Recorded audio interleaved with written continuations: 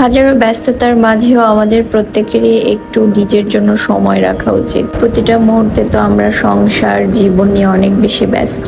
শুধু ব্যস্ত তাই না, আবার চারপাশে এত ব্যস্ততার মাঝেও টক্সিক মানুষের কিন্তু অভাব নাই। আর এই টক্সিক মানুষগুলোর না কোনো কাজ নাই, শুধু টক্সিসিটি ছড়ানো ছাড়া। তো এরা নিজেরা বসে থাকবে, নিজেরা কোনো কাজ করবে না, আর মানুষের কাজের মাঝখানে গিয়ে মানুষের প্যারা দিবে, পিংস করবে। আজকে আমারও কোনো একজন টক্সিক মানুষের জন্য মনটা খুব খারাপ ছিল, মেজাজটা খুব খিটখিটে ছিল।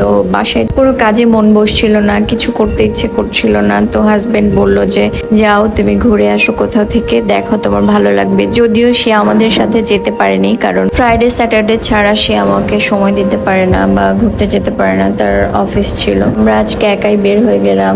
নর্মালি আমরা রেস্টুরেন্টে কখনো একা যাই না। আমার হাজবেন্ডকে আমি যদিও অনেক মিস করছিলাম, বাট আমার আজকে ঘরে একদমই থাকতে ইচ্ছে করছিল না। বাট রেস্টুরেন্টে যাওয়ার পরে আমার অনেক ভালো লাগছিল। মনে হচ্ছিল যে না, সত্যি আমি কেন মন খারাপ করছি। কত ভালো ভালো জিনিস আছে চারপাশে, কত ভালো ভালো মানুষ আছে, আর দুই একজন টক্সিক মানুষের জন্য শুধু শুধু আজারে আজারে আমি মন খারাপ করছিলাম। তখন মনে হচ্ছিল যে এদের জন্য আসলে মন খারাপ করা উচিত না, এদেরকে লাইফ থেকে বাদ দিয়ে দেওয়াটা হচ্ছে বেস্ট ডিসিশন। যাই হোক, এত পাত্তা দেওয়ার কিছু নাই। আর এদিকে আমার মেয়েকে আমি চুল বেঁধে দিচ্ছিলাম আর একটু বলছিলাম যে তোমার কি দুষ্টামি না করলে ভালো লাগে না, কারণ আমি যখনই তাকে বাইরে নিয়ে যাব তখনই চুল বেঁধে দিব, বা বাসায় থাকলে চুল বেঁধে দিব, আর সে বারবার চুল খুলে ফেলবে। যতই হেয়ার ব্যান্ড লাগায়, যত কিছুই লাগায় না কেন, সে খুলবেই। আমরা যাওয়ার পরপরই খাবার অর্ডার করেছিলাম, তো খাবারও চলে আসছে ইতোমধ্যে। আর এদিকে আমার ছোট মেয়েটা আবার কান্নাকাটি শুরু করেছে, কারণ তার ঘুম পাচ্ছে। তখন অলমোস্ট 7টা বাজে, আর ছোট বাচ্চাদের তো আসলে ঘুমের কোনো টাইম টেবিল নেই, ওরা একটু পরে খাবে আর ঘুমাবে, এটাই তো ওদের কাজ এখন। তো সে খুব প্যারা দিচ্ছিল, একদম কান্না থামছিলই না। আর এদিকে আমি খাবার সামনে নিয়ে বসেছিলাম, ওকে থামানোতে খুব ব্যস্ত ছিলাম। আবুকে বলে নিলাম যে তুমি খাবার খেয়ে নাও আর সাইরিশকে খাবারটা দিয়ে দাও, কারণ খাবারটা ঠান্ডা হয়ে যাচ্ছিল। তো এই যে দেখছেন আমি ওকে থামাচ্ছি আর খাচ্ছি, যদিও খাবারটা আমি এনজয় করতে পারিনি, আমার খাবারটা ঠান্ডা হয়ে গিয়েছিল। তো আমার খাবার শেষ করতে না করতে আমাদের আরেকটা খাবার অর্ডার করা ছিল, ওটাও চলে আসলো।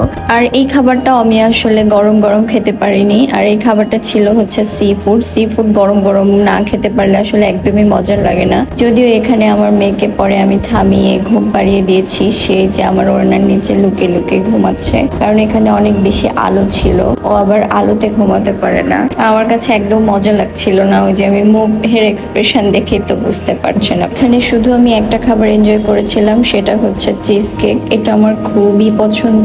তারপর শেষ খাবারটা সুন্দর করে খেয়ে দেন আমরা বাসার দিকে রওনা হলাম। আর রাস্তা দিয়ে আসার সময় ভাবতে ভাবতে আসলাম যে আসলে আমাদের জীবনের হ্যাপি এন্ডিং হওয়াটা খুব জরুরি। যে কথায় আছে না, শেষ ভালো যার সব ভালো তার।